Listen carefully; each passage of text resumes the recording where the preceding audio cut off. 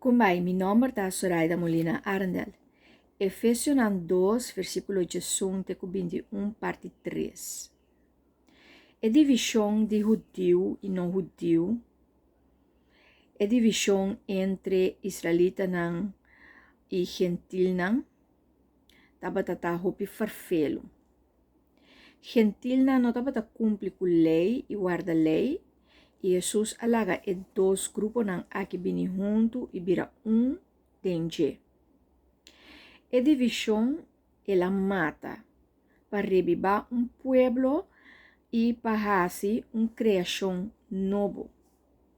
Nan dois vira body. Ante body aqui tá igreja.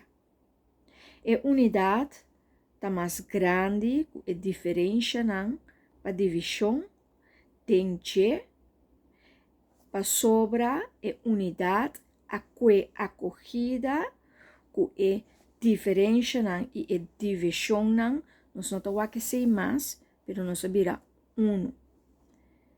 que a unidade tá muito importante. Então, ora nós estamos unidos de Cristo, tudo costa cana bom.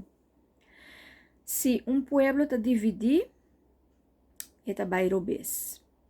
Se o governo está dividido, está vai robes.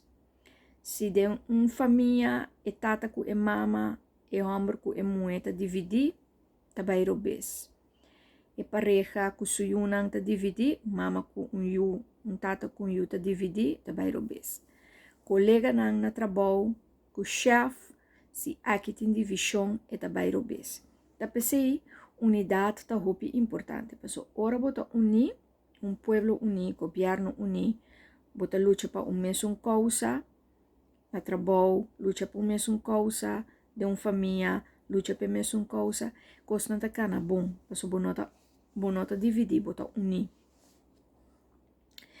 Cristiana tabata chama na mês, pues, raça novo. Nan tabata chama na mês de 3 raças, e nan não tabata judeu, ni não judeu, pero gente novo em Cristo. Que mendi nós não tapapia mais de a distinção de judeu com não judeu, gentil, hebreu, israelita, pero nan tabata gente novo em Cristo. Nenhum nota mais que o outro, e nenhum nota riba é outro. Pero na abrirá mais grande e potente. Tem Juan, nos por lesa que Jesus está preparar o que te passa via de oração.